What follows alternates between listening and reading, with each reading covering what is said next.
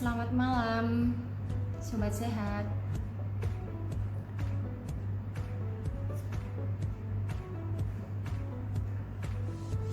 Perkenalkan, saya Melisa Dila Putri, marketing dari Klinik Kasih Karunia. Malam ini kita akan membahas tentang dampak alergi pada anak bersama Dr. Zenia dan Kak Silvi dari Shena ID.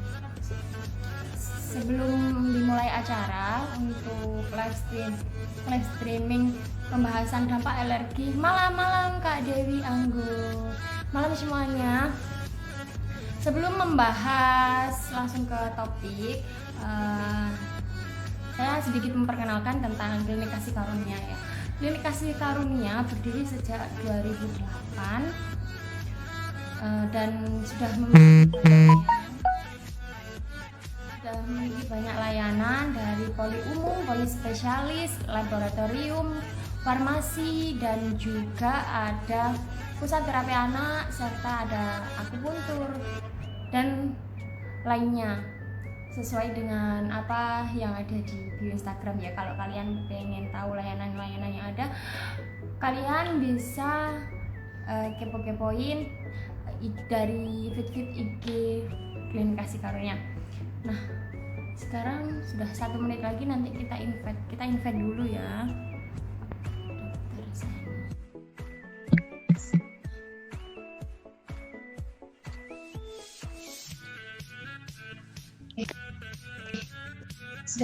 Halo. Malam, Dok.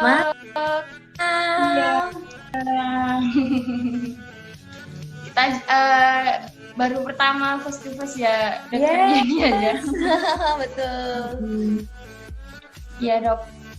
Sebentar ini masih ngundang pihak SNH-nya ya.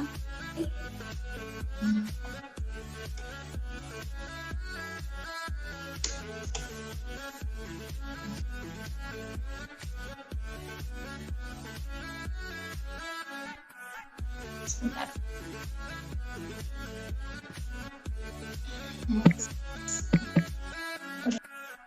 Udah undang belum? Gimana, Dok, kabarnya hari ini? Puji Tuhan, sehat-sehat ya. Di tengah hantaman berbagai ISPA. Oh iya, ya benar-benar lagi musim soalnya. Iya, betul banget. Halo semuanya, Sobat Sehat. Aku sambil nyapa-nyapa yang nonton dulu ya, Dok ya. Ada Kak Helga, Kak Kristi, Kak Franciscus, Flavi, semuanya welcome. Nanti untuk pemirsa yang aktif bertanya dan juga yang stay tune di live IG sampai akhir, nanti kita ada something kayak hadiah gitu buat penonton terpilih. Jadi stay tune aja di live IG kita simak bareng-bareng, kita belajar bareng-bareng tentang materinya dampak alergi pada anak dan tips mengatasinya yang nanti akan dibawakan oleh Dr. Zenia, spesialis anak dari Klinik Kasih Karunia. Dokter favorit aku, Dr. Zenia, sehat selalu ya, semoga sehat selalu, kita semua sehat selalu, Sobat Sehat, Klinik Kasih Karunia juga sehat selalu. Gitu. Oh iya, sudah. Iya, selamat malam. Ya, kita bisa mulai acaranya ya. Mbak Meli bisa suaranya kayak kurang keras. Kurang keras kah? Oh, udah jelas. Suara Udah. saya jelas nggak? Jelas. Saya jelas. Jelas. Ya. Oke. Ya, malam semuanya. Untuk acara live streaming pada malam hari ini kita bersama dengan Shena, ada Bu Sylvia dari Shena dan Dr. Zenia dari spesialis anak akan membahas dampak alergi pada anak dan tips mengatasinya. Nah, untuk materinya saya persilakan untuk Dokter Zenia menyampaikan apa sih alergi itu dan apa dampaknya juga terhadap anak kayak gitu. Untuk waktu dan tempat saya persilakan untuk Dokter Zenia. Oke, ya thank you ya. Selamat malam semuanya. Terima kasih yang sudah bisa hadir gitu ya. Alergi itu memang saat ini itu merupakan salah satu penyakit yang cukup tren ya. Dengan semakin bertambahnya kemajuan zaman gitu ya, ternyata kasus alergi itu semakin banyak kita temui. Nah, apa sih sebenarnya alergi itu? Jadi alergi itu adalah suatu kondisi penyakit yang diperantarai oleh mekanisme imunologis. Jadi memang ada peran dari antibodi kita yang dia itu sifatnya sangat sensitif terhadap alergen. Nah, alergen ini apa? Alergen itu adalah sesuatu yang dari luar. Sesuatu yang dari luar itu memang beragam. Bisa dari debu, bisa dari makanan. Makanan pun jenisnya juga beragam sekali, mulai dari susu sapi ya, seafood ya, tergantung nanti tubuh ini sensitifnya terhadap alergen yang mana. Jadi memang intinya adalah kekebalan tubuh kita bereaksi yang berlebihan terhadap alergen yang ada.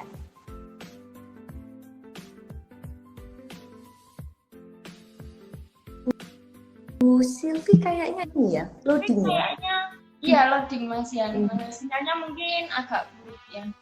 Agak kurang bagus. Iya, Dok. Alergi itu ada macam-macamnya kah, Dok, atau bagaimana? Alergi itu sebenarnya yang membuat berbeda adalah sensitifnya tubuh kita terhadap alergennya. Alergennya ini yang bisa bermacam-macam. Biasanya kalau pada anak yang paling sering adalah dari susu sapi ya. Dari susu sapi atau dari bahan makanan lain misalnya seperti daging unggas ya, daging ayam, telur, seafood ya. Bisa juga bahkan dari kondisi lingkungan seperti debu. Itu juga bisa menyebabkan alergi. Gitu. Nah, alergi ini sebenarnya kesannya kayak hal yang sepele gitu ya, mungkin kelihatannya anaknya paling cuma gatal-gatal doang gitu ya, tetapi ternyata punya dampak jangka panjang ya untuk kualitas hidup anak ya. Kenapa? Karena bagaimanapun kalau reaksi tubuh kita bereaksi berlebihan terhadap lingkungan kita, apapun itu ya, walaupun apa dari makanan atau misalnya dari debu gitu ya, itu tentu bisa mengganggu kualitas hidup, apalagi kalau alerginya nggak dijaga. Jadi anak itu sering banget kumat gitu ya. Otomatis ketika dia kumat, kondisi badannya nggak enak. Ketika dia nggak enak, otomatis dia pasti akan mengalami gangguan. Gangguan apa? Mood ya, moodnya jadi nggak bagus. Dia nggak nyaman ya. Kalau pada anak usia sekolah, akhirnya bisa mempengaruhi kemampuan dia untuk belajar di sekolah. Kalau mengganggu mood ini yang agak bahaya ya, Dok ya, nanti anaknya uring-uringan gitu. Iya, betul. Betul sekali. Biasanya moodnya juga terkait karena kadang ketika rasanya nggak nyaman gitu ya. Apalagi kalau sampai menyebabkan gejala seperti sesak gitu ya, otomatis anak itu kan tidak bisa beristirahat dengan cukup ya. Padahal kita tahu bahwa tidur itu juga sangat penting untuk anak. Anak itu harus tidur dengan jumlah waktu yang cukup supaya dia dapat memulihkan lelahnya, penatnya aktivitas seharian sehingga dia bisa mengoptimalkan perkembangan dirinya. Karena nanti untuk penonton yang aktif dan mengikuti acara sampai akhir akan dapat hadiah dari para sponsor. Jadi tetap aktif, saling bertanya, karena nanti pertanyaan-pertanyaan kalian akan saya sampaikan kepada Dokter Zenia agar dijawab langsung. Kayak gitu. Lanjut Dok, sambil menunggu dari udah ya maaf gangguan sinyal. Iya. kurang baik ya Bu ya. Oke, udah sampai mana ini ya tadi? Iya, ini tadi pertanyaannya macam-macam alergi yang biasanya terjadi pada anak. Boleh dilanjutkan oleh Bu Silvi untuk pertanyaan-pertanyaan berikutnya. Oke, terima kasih atas kesempatannya untuk Panikasi umumnya dan dokter, saya mau bertanya ini untuk menyampaikan pertanyaan-pertanyaan yang juga yang ingin ketahui sama ibu-ibu di sini untuk anaknya yang tersayang. Ini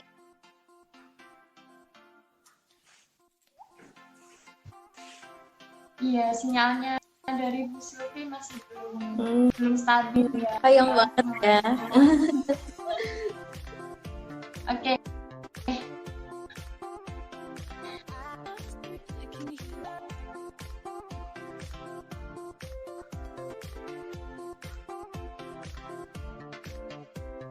Lanjut aja ya Bu ya, beberapa pertanyaan ini. Apa yang terjadi di dalam tubuh saat anak mengalami alergi? Oke, jadi sebenarnya yang terjadi di dalam tubuh itu adalah harusnya tubuh kita itu kan punya sel yang disebut sistem imun. Sistem imun itu adalah ibaratnya tentara kita. Nah, tentara kita ini memang tujuan utamanya adalah melindungi tubuh kita supaya jangan sampai terserang oleh bahan-bahan asing yang dianggap berbahaya untuk badan kita. Nah, pada anak yang mengalami alergi, sel-sel kekebalan tubuhnya ini fungsinya over gitu ya. Jadi dia itu overprotective, reaksinya dia itu berlebihan, sehingga akibatnya anak tersebut malah menjadi sensitif. Harusnya yang misalnya pada anak normal dia bisa makan apapun gitu ya. Nah, pada anak yang punya alergi itu kekebalan tubuhnya akan menganggap bahan makanan itu adalah hal yang sangat berbahaya. Sehingga dia akan berespon berlebihan, sehingga kemudian akan menimbulkan gejala.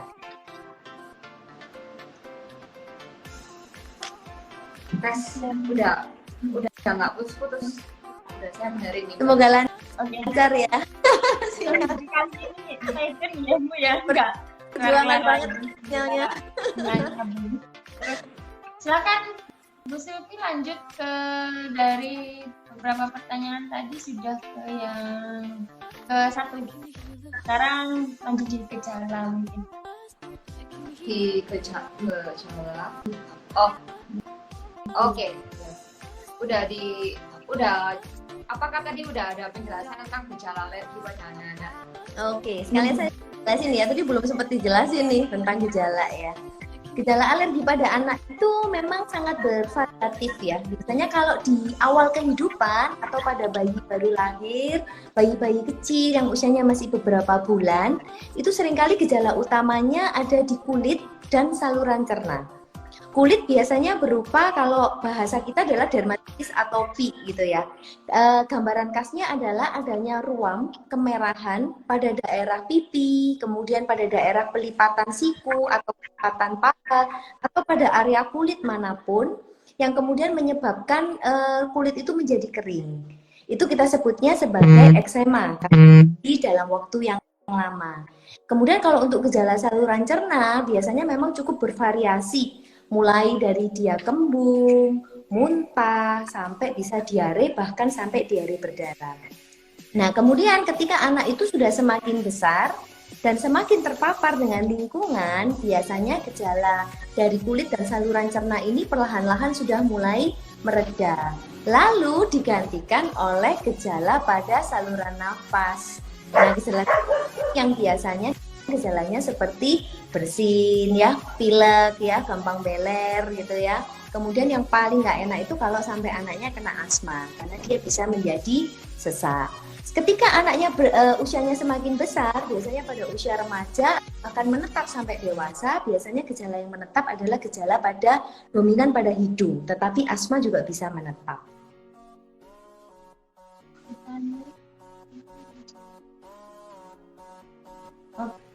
Oke.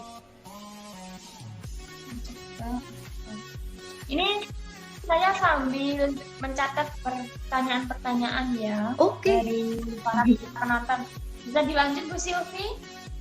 Saya lanjutkan nanti. Bisa dilanjutkan juga dari Bu Sylvie. Untuk pertanyaan yang ketiga, Dok. Bagaimana sih cara kita mengetahui dampak alergi yang tidak kelihatan secara fisik? Jadi kita itu kayak yang biasa-biasa aja, itu anaknya itu biasa-biasa aja, tapi ternyata ada beberapa gejala yang timbul dan itu nggak notice kalau itu sebuah bentuk alergi yang menunjukkan alergi. Oh, oke. Iya, memang gejala alergi itu kalau di awal kehidupan ya, terutama yang ketika pada bayi baru lahir atau di usia-usia awal kehidupan, itu memang sangat susah untuk kita kenali. Gitu ya. Jadi biasanya ketika katakanlah karena gejala utama di kulit ya, kulitnya kelihatan kering gitu. Kadang orang tua menganggap oh nggak apa-apa gitu ya, kulitnya kering cuma kering aja gitu ya. Tetapi sebenarnya bisa jadi itu merupakan salah satu gejala dari alergi. Biasanya memang kita harapkan terutama untuk orang tua yang memiliki bayi kecil gitu ya, yang usianya masih di bawah 1 tahun, kalau memiliki gejala yang dirasa tidak wajar pada anaknya, sebaiknya datang konsultasi ke dokter anak ya. Jadi nanti kita akan evaluasi lebih lanjut gitu ya. Kita akan cari tahu apakah betul itu suatu alergi atau tidak gitu. Jadi ini poinnya penting ya dok ya. Jadi kita bisa tes alergi, begitu kah ya dok ya? Iya, Bisa. kalau untuk tes alergi sebenarnya tidak langsung perlu dilakukan. Karena biasanya untuk pembuktian alergi, biasanya kita mulai dari menghentikan semua faktor yang bisa menjadi alergen atau penyebab alergi. Biasanya kita stop dulu, kemudian setelah itu dalam waktu sekitar 4-8 minggu kita bisa pelan-pelan kita coba nih, kira-kira dicoba satu-satu gitu ya. Ini mana nih yang bikin alergi gitu. Dan itu tentu harus dengan pendampingan dan pengawasan dokter karena tidak bisa seenaknya ya. Takutnya nanti keluar reaksi alerginya yang malah berbahaya. Oke. Ibu Sylvia lagi mencoba membenarkan koneksi ya dok ya. Iya, nggak Kita apa-apa. lanjut dulu. Oke. Tadi bagaimana cara mengetahui dampak, dan sekarang masuk ke pertanyaan keempat. Apakah alergi itu bisa sembuh total? Nah, ini yang paling sering ditanyakan oleh mams-mams dan para orang tua ini. Kalau misalkan mengetahui anaknya terkena alergi atau sering alerginya kambuh-kambuhan. Iya, betul. Jadi alergi itu karena dia faktor utama adalah faktor genetik. Artinya sesuatu yang memang sudah ada dalam gen kita, dan gen itu sifatnya akan diturunkan kepada anak keturunan kita. Jadi sebenarnya kalau untuk menghentikan faktor genetik ini adalah sesuatu yang tidak mudah gitu ya. Dan kemudian untuk alergi sendiri, kalau misalnya anaknya kemudian punya alergi, sebenarnya kita tidak berani bilang bahwa anak itu sembuh. Yang bisa kita bilang adalah anak itu sudah mencapai toleransi. Ya, artinya ibaratnya kalau dulu tidak kenal dan reaksinya dia lebay, sekarang dia sudah mulai berdamai dengan alergen itu. Tetapi sifat alergi ini akan dibawa seumur hidup, yang artinya suatu waktu walaupun dia sudah lama tidak bergejala, suatu waktu bisa keluar lagi gejalanya. Gitu. Jadi tetap sebaiknya harus berhati-hati kalau pada anak yang alergi. Oke. Nah, di pertengahan sekarang udah hampir 23 menit kita live ya dok. Aku mau coba angkat beberapa pertanyaan dari para penonton ya. Oke. Ini dari Ibu Eka Mauliana. Ada pertanyaan gini dok. Dok, apakah ada vitamin yang mencegah agar anak tidak sering timbul alerginya? Oke, vitamin. Wah, ini vitamin ini ibaratnya kayak obat semua ya. Anak nggak mau makan, minta vitamin ya. Anak alergi minta vitamin juga gitu ya. Ya, sebenarnya vitamin itu memang punya peran terhadap metabolisme sel tubuh kita. Biasanya dia perannya adalah yang kalau untuk alergi ya gitu. Kita biasanya menggunakan vitamin yang punya peran imunomodulator. Jadi dia bisa memodulasi sel imun kita supaya lebih baik gitu. Apakah ada vitamin tertentu? Sebenarnya tidak ada. Tetapi memang ada beberapa jurnal penelitian itu yang mengangkat topik bahwa salah satu faktor penyebab kenapa alergi itu sekarang banyak pada anak, salah satunya adalah karena dia defisiensi dari vitamin D. Tetapi hal ini memang tidak tidak bisa dibuktikan secara sahih dulu ya, karena ini masih sifatnya adalah penelitian gitu. Jadi biasanya pada anak yang memang ada alergi, salah satunya kita bisa tambahkan vitamin D. Kemudian kalau pada anak yang gejala utama alerginya itu terutama di daerah kulit, kemudian di saluran napas gitu. Biasanya kita juga bisa menambahkan vitamin C dan zinc. Kenapa? Karena vitamin C dan zinc itu dia bagus untuk epitelialisasi gitu ya. Artinya dia bagus untuk membantu supaya epitel-epitel yang ada di saluran napas dan yang ada di kulit itu supaya dia bisa bagus gitu. Lalu kemudian ada juga yang menggunakan probiotik nih gitu. Jadi ada juga penelitian yang menyatakan bahwa probiotik itu bisa membantu supaya anak yang alergi itu bisa mencapai toleransi. Ya, salah satunya adalah dengan cara menciptakan lingkungan yang baik di saluran cerna gitu ya, sehingga sel imunnya itu bereaksi tidak berlebihan terhadap sesuatu yang masuk ke dalam saluran cerna. Tujuannya adalah untuk jadi untuk penambahan vitamin ini kita juga harus tahu ya alerginya ini karena apa gitu ya Dok ya, yang jelas pastinya ya. Oke. Ini berhubungan dengan pertanyaan kedua dari Bu Christina Lineong. Gini, Dok, anak saya sering pilek. Dokter bilang itu mungkin alergi. Bagaimana cara cek alergi? Apa nama tesnya? Gitu, Dok. Oke. Jadi kalau hati-hati untuk gejala pilek ya. Biasanya saya akan mencari tahu dulu anaknya usia berapa nih gitu. Karena biasanya kalau untuk gejala pilek atau kita sebutnya rinitis alergi itu biasanya untuk anak-anak yang usianya udah lebih besar. Setidak-tidaknya sekitar 3-4 tahun ke atas gitu ya. Jadi kalau masih kecil banget biasanya kemungkinannya masih suatu infeksi. Lalu hati-hati juga kenapa? Karena pilek karena alergi itu biasanya dekat dengan pilek yang disebut sebagai rinitis vasomotor. Itu adalah dua hal yang berbeda, tetapi mekanisme gejalanya itu sama. Ya, jadi ini harus dibedakan. Kenapa? Karena pendekatannya berbeda. Kalau pada vasomotor itu murni karena dari mukosa dan pembuluh darah yang ada di hidung, yang sifatnya itu sensitif terhadap perubahan cuaca, perubahan kelembapan gitu ya. Jadi gejala utamanya biasanya kalau pagi bersin-bersin, begitu dia siang dia akan hilang sendiri. Tetapi kalau pada anak yang alergi, itu harus kita cari tahu nih pencetusnya apa. Jadi bisa dilakukan observasi di rumah gitu. Kira-kira anak ini ketika muncul pilek, pileknya ini dipicu oleh apa ya gitu. Dia habis makan apa ya, ataukah dia habis kena debu ya gitu. Kalau memang tidak terlalu jelas, memang bisa kita lakukan tes alergi. Jadi tes alergi itu sebenarnya ada beberapa macam ya. Kalau dulu kita mengenalnya tes kulit ya, sebutannya adalah skin prick test yang umum dilakukan. Ada juga PET test gitu ya. Jadi intinya di situ kita membuat suatu diagram di lengan bagian bawah ya. Kemudian kita berikan alergen gitu ya. Lalu di situ ada kontrolnya. Jadi kita lihat seberapa besar nanti timbul bengkak dan kemerahannya itu. Nah itu nanti kita sesuaikan dengan kontrolnya. Dari situ kita bisa menentukan dia alergi atau tidak.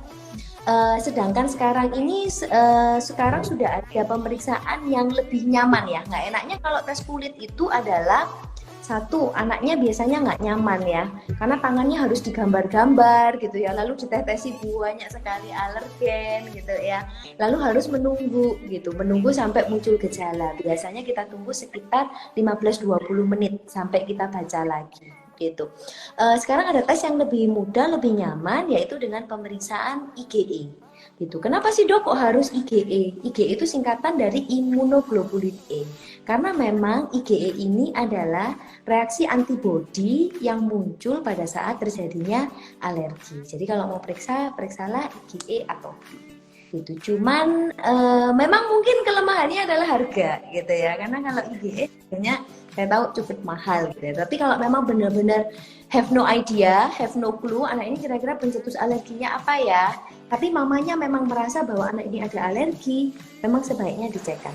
Nah, semakin cepat kita tahu, semakin cepat kita bisa avoidance ya, kita hindari hal-hal yang bikin anak itu alergi, harapannya nanti resultnya juga lebih baik. Gitu. Itu beberapa macam-macam tes alergi yang mungkin bisa dilakukan pada anak yang memiliki gejala alergi. Dan gimana? Halo Bu Silvi, welcome back. Koneksinya dari tadi, saya Iya. kayak gini. Kita lanjut di nomor 5, Bu. Oke. Bentar, Mel boleh tolong dilanjutin dulu ini. Saya masih lihat. Oke. Oke, aku lanjutin aja dulu ya, Dok ya. Pertanyaan yang nomor 5. Apakah benar kalau makanan diberikan terus-menerus, jadi misalkan kita sudah tahu nih, anak ini alergi misalkan terhadap kacang, gitu ya Dok ya. Nah, kita memberikan kacang itu terus-menerus, itu apakah bisa berakibat kebal terhadap alergi tersebut atau gimana gitu. Jadi kita memberi makanan itu terus terjang gitu, apakah bisa kebal dari si anaknya ini terhadap alergi? Nah, iya, ini adalah suatu pendapat yang sebenarnya kurang tepat ya, tapi sebenarnya pendapat ini memang sudah diyakini oleh dari leluhur kita ya. Jadi banyak yang bilang katanya kalau anaknya alergi kasih aja terus gitu ya, terjang aja terus gitu ya. Ibaratnya seperti kita menemukan orang yang keras dengan orang yang keras ya, akhirnya tidak ketemu jalan temunya, akhirnya malah bentrok. Yang rugi siapa? Anaknya dong yang alergi gitu ya. Karena kasihan ketika gejalanya kumat itu dia benar-benar akan merasa tidak nyaman gitu ya. Jadi sebenarnya yang harus dilakukan kalau anak itu alergi adalah stop faktor yang menyebabkan alerginya. Jadi kalau misalnya kita curigai nih, anak ini setiap kali makan telur kok selalu muncul gejala ya, entah itu gejala di kulit, entah itu gejala di saluran napas atau saluran cerna, stop, jangan dikasih. Gitu ya, biarkan tubuhnya ini tidak mengenali dulu ya faktor yang menyebabkan anak ini alergi. Jadi supaya sistem imunnya itu tidak bereaksi berlebihan itu tadi, gitu ya. Kemudian kalau misalnya terlalu sering diterjang, otomatis anak itu bukannya dia mencapai suatu kondisi toleransi, yang ada biasanya malah anak itu alerginya malah jadi semakin buruk gitu. Yang awalnya dia mungkin gejalanya cuma di kulit ya, lama-lama dia malah bisa menjadi anak yang mengalami asma ya. Itu yang nggak enak gitu. Jadi sebenarnya yang dilakukan adalah jangan dipaksa gitu, jangan dipaksa. Kemudian kalau itu terjadi pada bayi yang kecil ya, yang masih 6 bulan pertama gitu ya, dia kan biasanya antara ASI saja atau susu formula saja gitu ya. Kalau memang dia ASI dan memang sumbernya dari makanan, ibunya yang tara ya, ibunya jangan konsumsi nih makanan yang membuat anaknya muncul alergi. Kalau dia memang alergi terhadap susu sapi, maka kita bisa menggunakan susu formula yang kandungan proteinnya itu sudah berupa asam amino. Ya, jadi bisa berupa kandungan protein dengan rantai yang sangat pendek atau berupa asam amino. Jadi kita tidak memaksakan harus minum susu formula susu sapi, tapi susu formulanya yang kita gunakan modifikasi ini tadi. Nah, nanti setelah anak itu 6 bulan, biasanya kita boleh nih mulai mencoba satu-satu gitu ya. Dicoba dikit-dikit, dicari tahu kira-kira terhadap makanan A dia ada alergi nggak, makanan B ada alergi nggak gitu. Kalau memang sudah aman, maka berikan saja. Tapi kalau misalnya masih muncul gejala, tidak boleh, harus di stop gitu. Dengan cara avoidance yang seperti itu, ternyata dari hasil penelitian resultnya lebih bagus loh. Gitu. Jadi dari hasil penelitian itu pada anak yang ketika kita tahu oh dia alergi nih terhadap makanan tertentu gitu ya, lalu kita avoidance, kita nggak kasih sama sekali, ternyata ketika anak itu bertambah besar, maka sistem imunnya ini justru bisa berdamai dengan faktor makanan yang dulunya bikin anak ini alergi. Tapi itu tentu harus dicoba dan tidak boleh dicoba langsung dalam jumlah besar. Dan sekali lagi tetap harus dalam pengawasan dari dokter anak. Begitu. Oke, ini Bu Siti lagi-lagi sinyalnya buruk ya. Iya. Oh iya, Terima kasih yang sudah saya sapa-sapa dulu yang nonton ya dok ya. Oke. Untuk mencairkan suasana sambil menunggu dari Bu Silvi juga. Terima kasih yang sudah menonton kalian para moms, dad, dan sobat sehat semuanya bisa mengajukan pertanyaan yang nanti akan saya sampaikan ke Dokter Zenia, spesialis anak, yang mungkin dari anak-anaknya ada beberapa gejala yang menurut moms dan dad itu termasuk kategori alergi, mungkin bisa disampaikan pertanyaan-pertanyaan yang masih membelenggu dalam hati kayak gitu. Ya, dikeluarkan aja ya pertanyaannya, biar nggak galau. Kayak sharing-sharing sama konsultasi online nih ya dok ya. Betul. Nggak apa-apa. Bener. Oke, lanjut untuk pertanyaan. Apa kita coba naikkan salah satu penonton yang mungkin pengen langsung ngomong sama dokter, karena ini tadi ada beberapa beberapa permintaan. Oke. Boleh, it's okay, nggak apa-apa. Saya tambah senang ini interaksi langsung ya dengan mama semua. Kita lanjut, nanti kalau sudah ada permintaan lagi nanti coba saya naikkan ya dok ya. Lanjut ke pertanyaan ke-6 dok. Bagaimana cara supaya bisa kebal terhadap alergi? Karena ada beberapa anak yang alergi ketika dewasa alerginya hilang. Kalau bisa dibilang itu bukan hilang ya, seperti sudah berdamai gitu ya dok ya. Tadi kalau saya mencermati dari apa yang dikatakan sama dokter Zenia.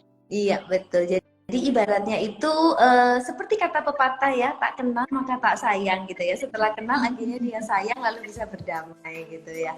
Jadi memang untuk membuat kekebalan ini sebenarnya kita tidak bisa menjanjikan ya, sebagai seorang dokter kita tidak bisa menjanjikan oh anaknya tenang aja Bu, nanti kalau dia udah tambah besar dia pasti kebal kok. Enggak, tidak ada klaim janji seperti itu gitu. Yang bisa kita sarankan satu adalah avoidance ya. Kenapa? Karena memang dari hasil banyak penelitian avoidance terhadap hal yang membuat alergi ternyata di kemudian hari ketika anaknya bertambah besar malah mencapai toleransi imunnya sudah bisa berdamai. Nah itu yang kita pakai gitu.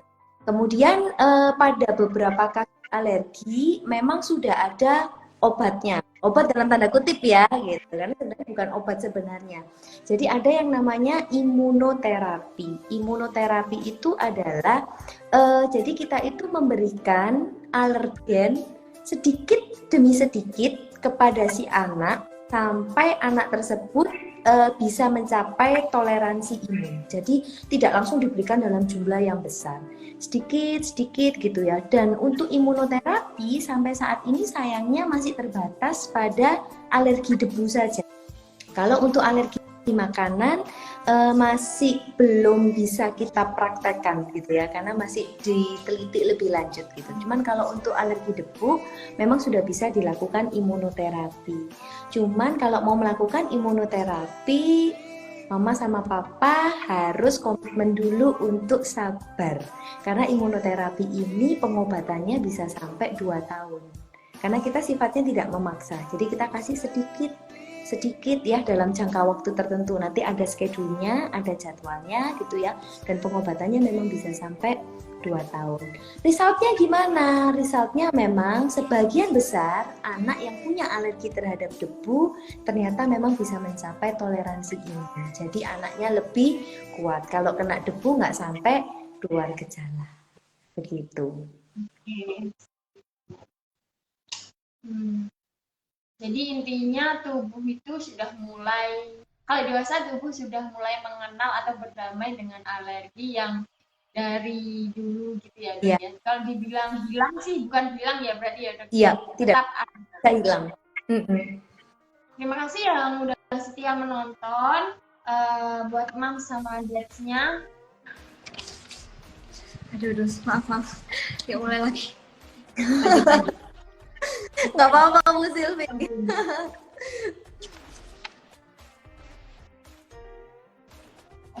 Karena sudah di poin 6 sih, Bu Silvi. Kita lanjut ke yang poin 7-nya.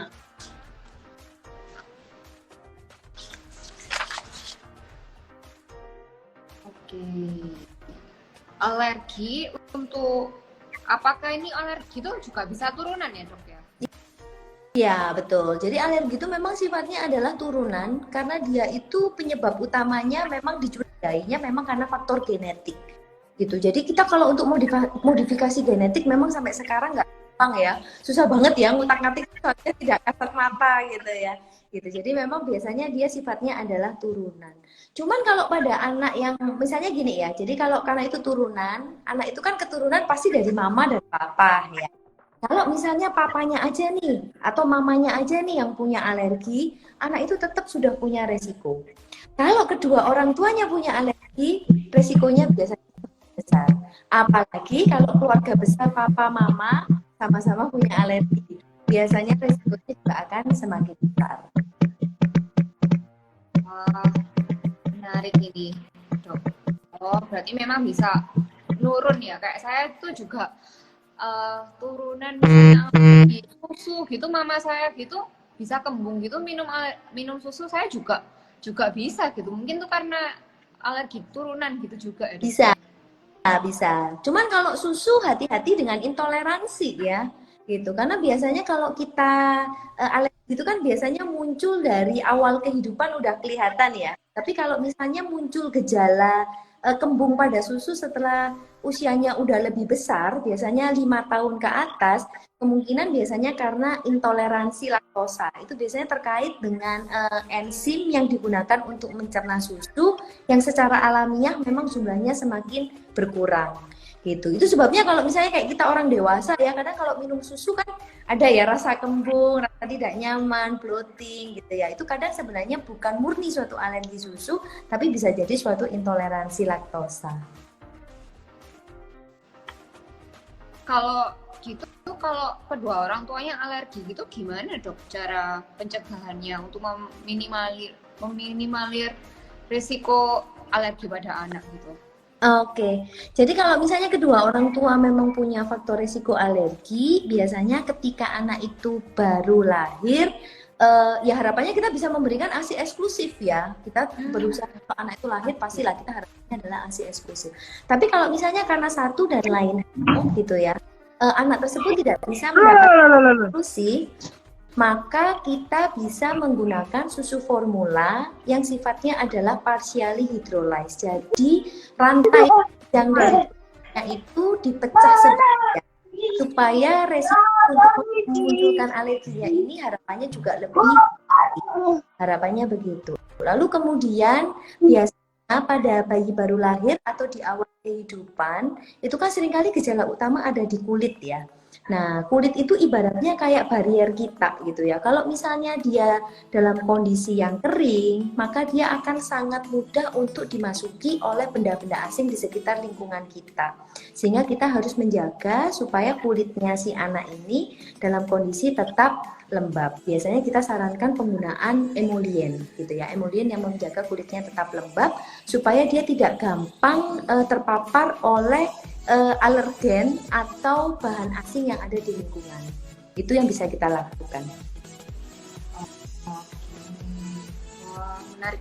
Berarti memang ASI eksklusif itu sangat berarti ya untuk mencegah anak-anak untuk mendapat turunan alergi, itu juga sangat membantu ya dok ya? Yes, itu sangat membantu. Kenapa sangat membantu? Karena jangan dilupakan ya, di ASI itu tidak bisa kita samakan dengan susu formula ya. Kalau susu formula itu isinya adalah protein, karbohidrat, lemak, kemudian vitamin, mineral gitu ya. Di ASI more than that. Dia nggak cuma terdiri dari makro dan mikronutrien, tetapi dia punya apa? Dia punya enzim-enzim yang sifatnya itu bagus karena bisa melindungi badan si kecil terhadap faktor asing dari luar. Kemudian dia juga mengandung imunoglobulin A, sehingga imunoglobulin A itu biasanya banyak di saluran cerna. Harapannya kalau yang masuk ke saluran cernanya ini adalah banyak faktor kekebalan, sehingga resiko untuk menjadi alerginya juga lebih minimal gitu. Untuk Mbak Mel, kita juga ada giveaway ya buat teman-teman yang aktif, juga udah diingetin ya untuk teman-teman yang join hari ini. Kita ada giveaway, jadi yuk aktif bertanya, dapat pintar juga dapat ilmu juga, dan dapat giveaway dari sponsor kita. Next, oke. Kalau oh ya, ini juga sering ditanyakan, kalau bersin-bersin di pagi hari itu apakah itu juga termasuk alergi? Oh ya, tadi sudah sempat kita bahas ya. Jadi sebenarnya bersin-bersin di pagi hari itu memang mirip gejalanya seperti alergi gitu ya. Cuman biasanya kalau dia cuma bersin di pagi hari aja, lalu ketika siang dia sudah mulai membaik, kemungkinan sih biasanya bukan alergi ya, tetapi karena rinitis vasomotor. Jadi kalau rinitis vasomotor itu karena bagian mukosa hidung dan pembuluh darahnya itu sensitif terhadap perubahan cuaca atau kelembapan. Jadi ketika cuacanya dingin, dia responnya berlebihan sehingga akhirnya menimbulkan gejala bersin dan pilek gitu. Ini Mungkin kita bisa sharing dengan salah satu moms yang mungkin mau untuk memberikan sedikit pengalaman dari apa yang pernah dialami oleh anaknya gitu. Kita coba undang aja gimana.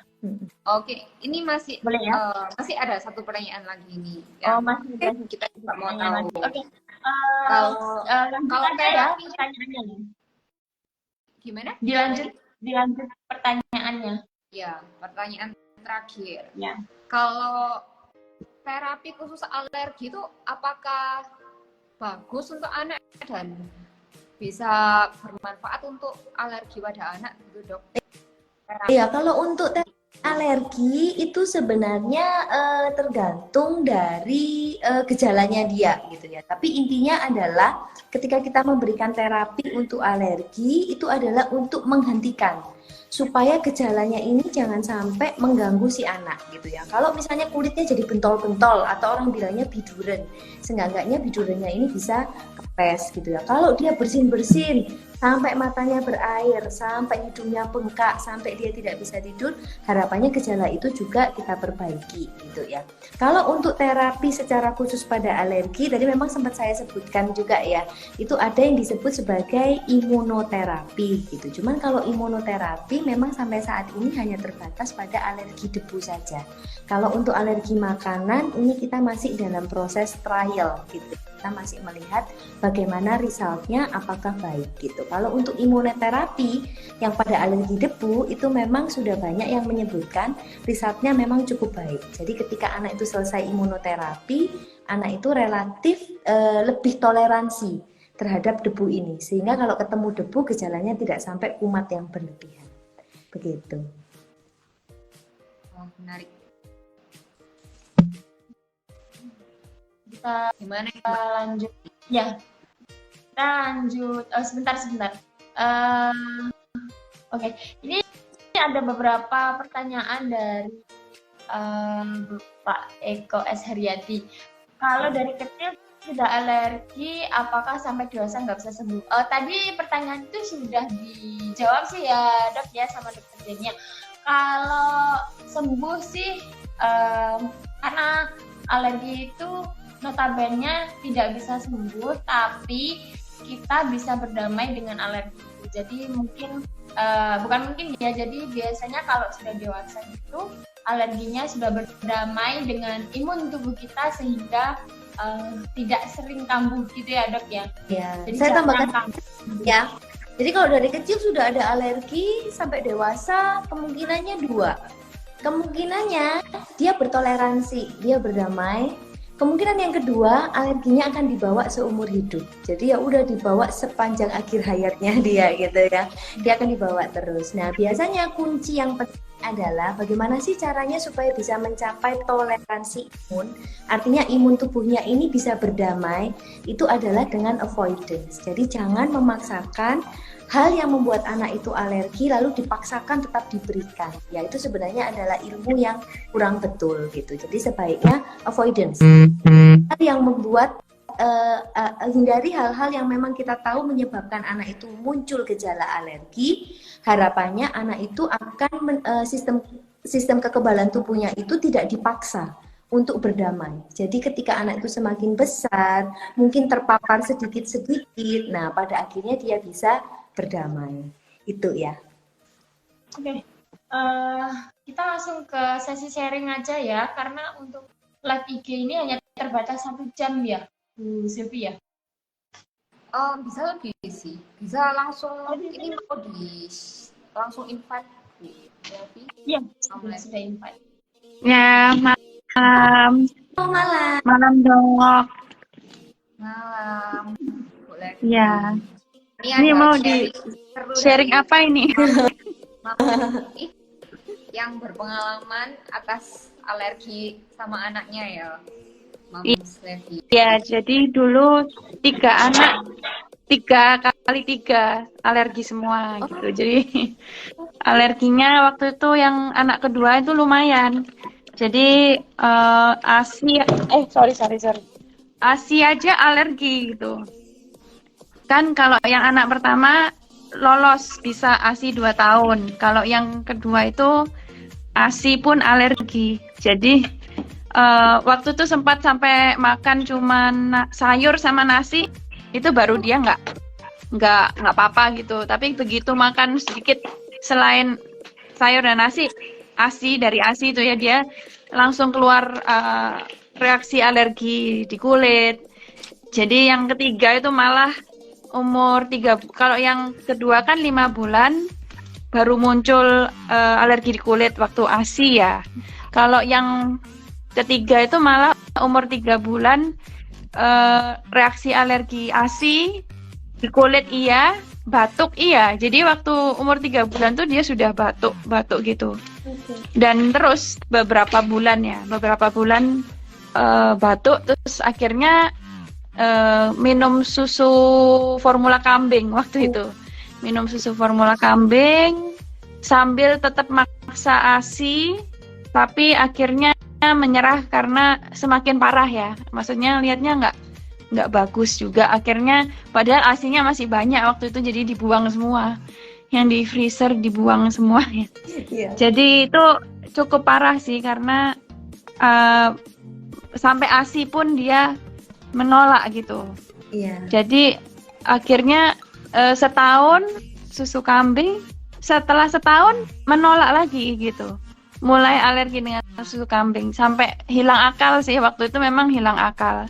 Jadi tapi terus yang cowok sempat kalau dia bisa ngomong gitu ya, tiba-tiba menurun, tiba-tiba nggak bisa ngomong gitu. Padahal sudah bisa. Nah itu kan aneh kan, sudah bisa tiba-tiba kehilangan kemampuan untuk ngomong waktu itu umur 1,5 atau 2 tahun. Padahal sebelumnya sudah nyanyi-nyanyi segala macam. Nah akhirnya baru dari situ ya untungnya ada jalannya. Terus kita terapikan, maksudnya terapi luar ya, terapi seperti neurosensori motor, kemudian juga secara makanan dikontrol sih. Maksudnya yang memang dia alergi nggak dipaksa.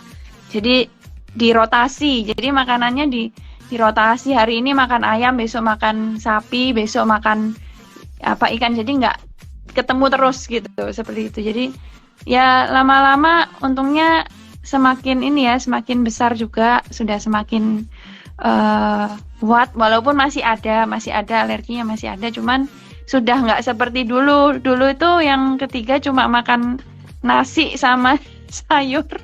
Selain itu alergi sampai hilang akal tuh bener. Jadi sampai gimana ini ya. Jadi ya thanks God sih sekarang sudah bisa makan beragam ya, paling seperti susu, seperti itu yang dibatasin supaya nggak parah ya. Tapi sekali-sekali makan oke kan ya Dok ya, sekali makan kan oke ya Dok ya. Nah tapi kan nggak diteter terus gitu ya. Jadi nggak dipaksakan, daripada nanti dipaksain malah sakit-sakit terus, seperti itu sih. Jadi semangat buat mama-mama yang anaknya alergi. Dulu saya juga mengalami yang sampai nggak tahu harus gimana, tapi ya terlewati walaupun masih ada. Iya. Gitu sih sharingnya. Iya, terima kasih ya Mam sudah sharing ya pengalaman yang sangat luar biasa ya. Gitu, bahkan ASI aja sampai nggak bisa ngatasin ya gitu, karena memang kandungan ASI itu kompleks ya. Apa yang kita makan itu pasti itu yang diterima oleh bayinya gitu. Sementara untuk faktor makanan sendiri banyak banget ya gitu. Faktor makanan itu banyak sekali dan kadang itu alergi. Makanya itu kadang kesusahan kita untuk menentukan anak ini alergi apa sih gitu. Karena kalau dari makanan itu banyak banget ya. Katakanlah kita makan pecel gitu ya. Pecel itu aja isinya udah beragam ya. Ada telur, tahu, tempe, kacang-kacangan gitu ya. Atau kalau misalnya kita makan makanan menu sehari-hari itu biasanya sifatnya juga kompleks ya. Sehingga memang pasti akan kesusahan untuk menentukan kira-kira anak ini alergi apa. Cuma ya bersyukur ya. Karena pada akhirnya anak udah bisa mencapai setidak-tidaknya toleransi imun ya. Gejala alerginya sudah semakin jarang gitu ya. Ya bersyukur juga. Betul. Iya.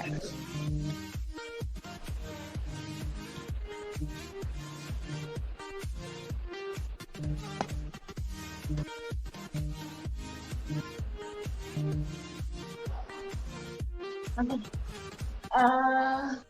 Dari Bu Levi, apakah mungkin ada yang bisa disaringkan lagi, Bu?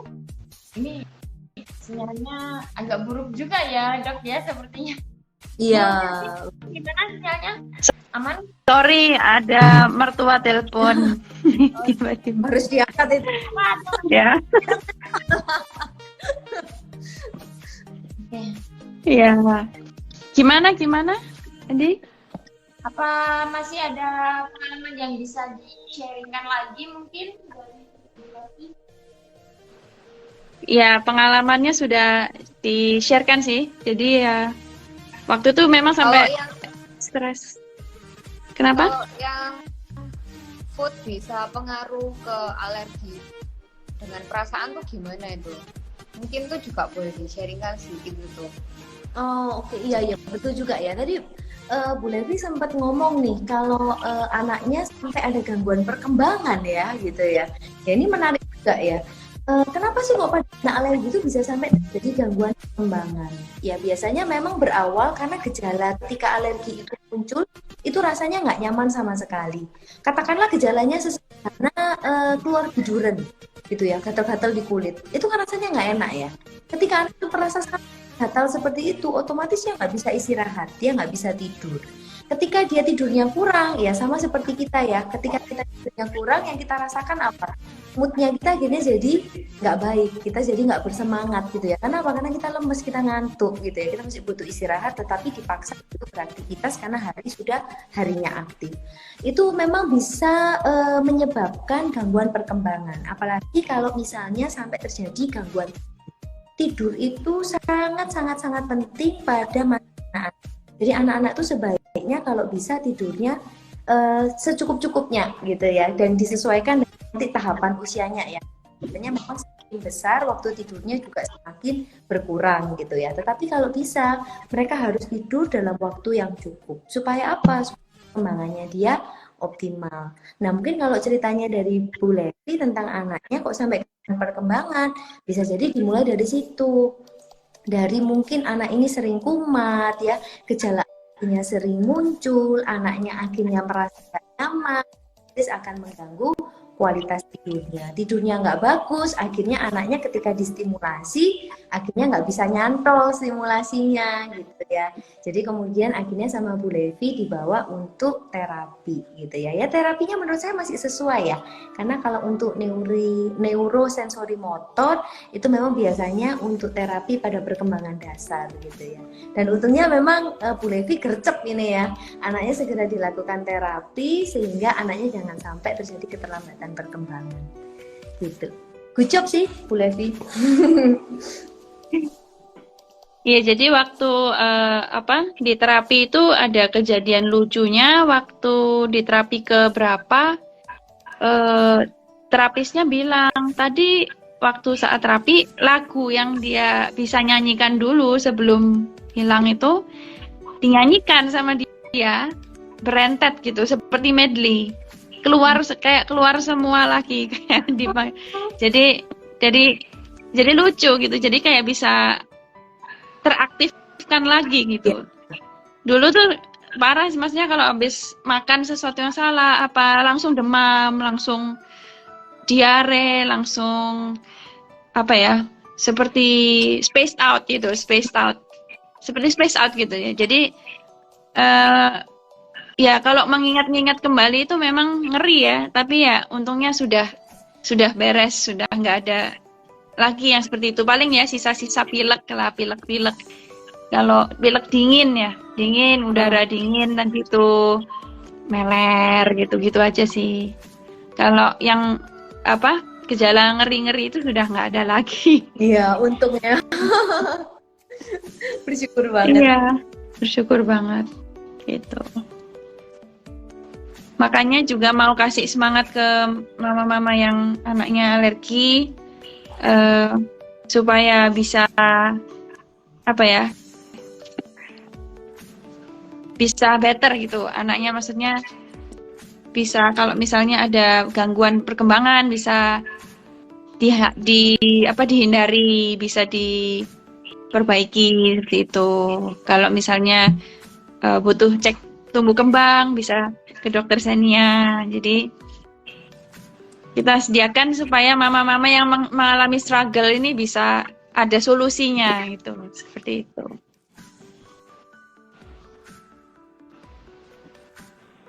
Itu saja sih sharingnya.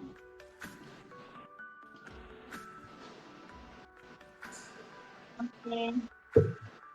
Gimana Bu Sylvia? Oke, sharing yang sangat menarik ya dari Mam Levi. Kalau ini untuk benar-benar berarti alergi itu nggak bisa disembuhkan ya dok ya sebenarnya. Apakah kadang ini kalau nanti dicoba-coba nanti bisa besarnya nanti hilang gitu. Misalnya tadi juga mungkin ada teman-teman yang juga baru-baru join, mungkin kurang jelas. Kalau misalnya saya dulu alergi ikan salmon gitu waktu kecil, terus besar-besar bisa hilang, itu gimana? Maksudnya jadinya dulunya gatel-gatel, setelah semakin dewasa udah nggak gatel-gatel, itu gimana? Ya. Nah, itu sebenarnya kalau untuk bahasa medisnya itu kita sebut sel kekebalan tubuhnya itu mengalami yang disebut sebagai toleransi imun. Gitu. Jadi ketika anak itu semakin besar, dia semakin terpapar oleh banyak hal ya kan dengan lingkungan ya, ketemu orang gitu ya, faktor udara, sesuatu yang ada di udara, dia ketemu dengan banyak hal, sehingga akhirnya sistem kekebalan tubuh itu pada akhirnya bisa bertoleransi, dia mau berdamai. Jadi dia tidak lagi bersifat overprotective terhadap tubuh si anak ini. Nah, itu yang kita sebut sebagai toleransi imun. Cuman memang seringkali yang salah kaprah adalah, oh supaya anaknya kebal, kasih aja terus gitu kan, kenalin aja terus biar dia kenal, lama-lama nanti akhirnya kebal. Nah, itu sebenarnya kurang tepat. Karena ternyata kalau dari hasil penelitian, kalau kita tidak memberikan avoidance, jadi kita malah terus menggempur anak itu dengan hal-hal yang membuat dia alergi, ternyata ke depannya malah anak itu malah bisa berkembang menjadi asma. Jadi nanti yang menetap itu adalah gejala saluran napas berupa rinitis ya, suka pilek, hidung buntu, dan asma. Asma ini yang paling nggak enak ya, karena asma itu gejala utamanya sesak. Nah, kalau anaknya sesak otomatis kan sangat mengganggu ya aktivitas sehari-harinya dia. Nah, dari hasil penelitian juga itu ternyata menunjukkan kalau pada anak yang alergi lalu kita berikan avoidance, kita nggak kasih sama sekali, ternyata malah resultnya di kemudian hari lebih bagus. Gitu, anaknya malah semakin ternyata sel-sel kekebalan tubuhnya ini malah mau berdamai gitu, sehingga gejala alerginya menjadi minimal atau mungkin malah tidak muncul sama sekali. Gitu.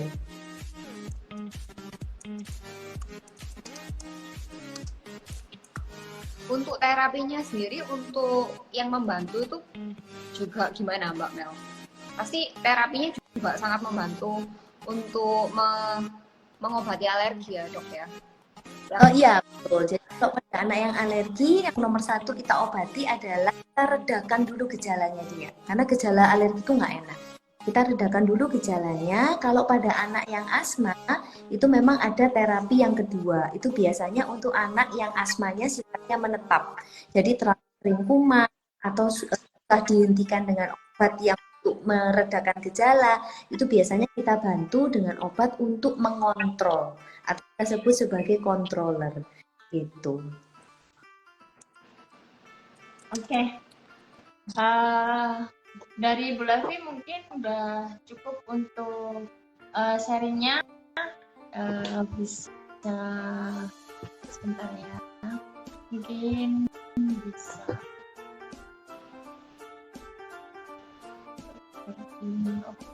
Ada banyak sih pertanyaan. Apa ini dijawab dulu dok? Ada 2 pertanyaan. Apakah bisa alergi terhadap udara dingin? Nah itu benar, terhadap udara. Oke lah kita bilangnya alergi ya gitu. Tapi sebenarnya kurang tepat ya, karena biasanya kalau udara dingin itu arahnya lebih ke arah bahasa kedokterannya adalah rinitis vasomotor gitu. Jadi rinitis itu sebenarnya ada berbagai jenis gitu ya. Kalau dia karena alergi kita sebutnya rinitis alergi, tetapi kalau karena perubahan cuaca kita sebutnya rinitis vasomotor. Gejalanya memang seringkali mirip banget gitu ya.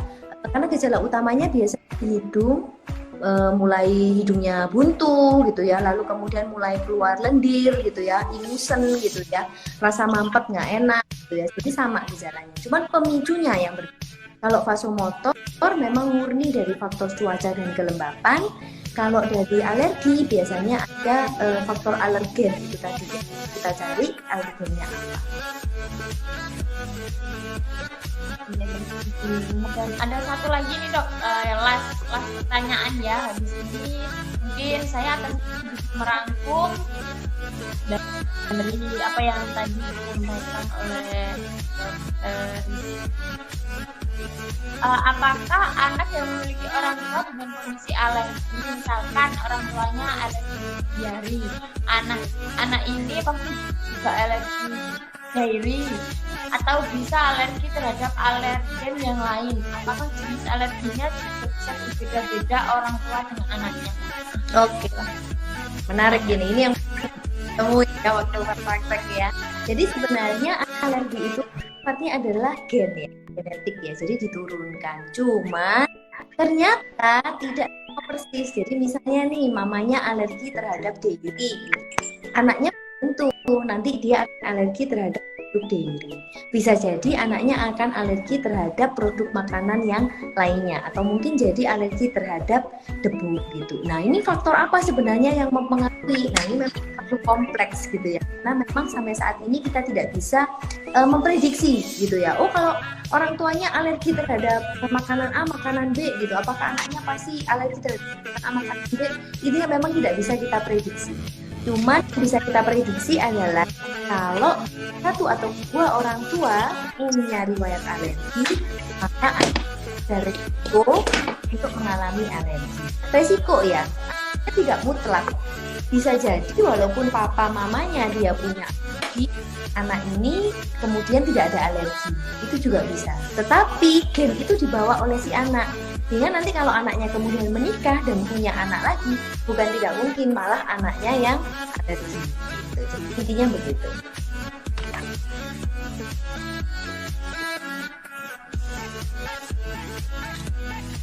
Kemute kayaknya Bu Meli. Jadi intinya untuk alerginya tetap menurun, cuma untuk faktor alerginya atau reaksinya itu berbeda, ada bisa berbeda. Karena mungkin 1 jam ya dok ya, kita berbincang dengan Bu Levi sebagai sharing moms yang pernah mengalami anak-anaknya alergi, dan juga dari Bu Sylvia dari SMH.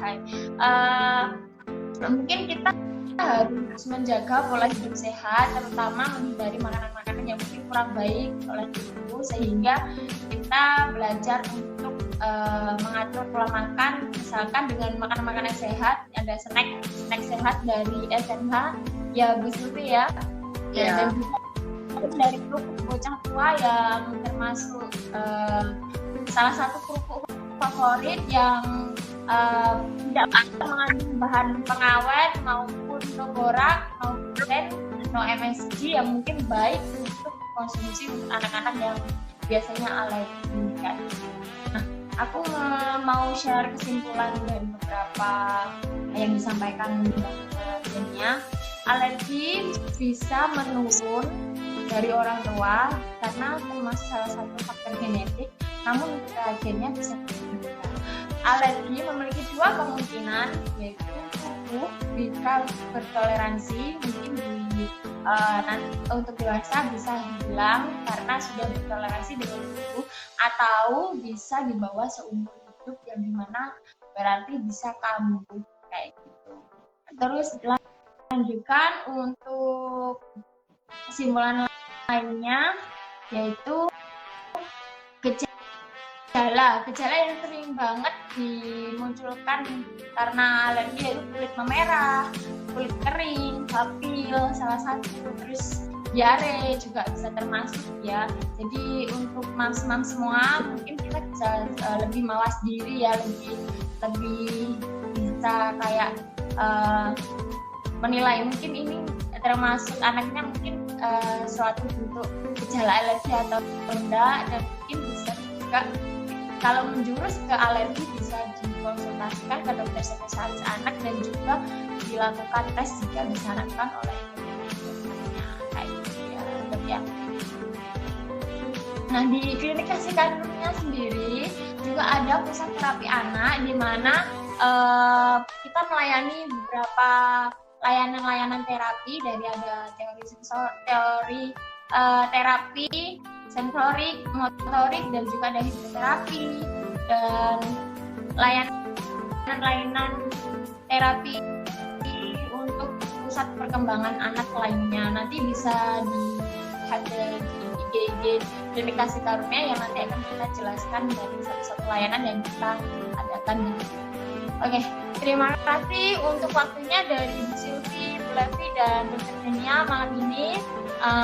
Mungkin saya akhiri untuk kita bisa berjumpa lagi, semoga bisa berjumpa lagi minggu depannya lagi, ya mungkin dengan bahasan yang lebih mendalam ya Bu ya. Kalau ini kan kita mungkin ya masih dibilang alergi itu termasuk bahasan yang sering kita dengar dari banyak orang gitu.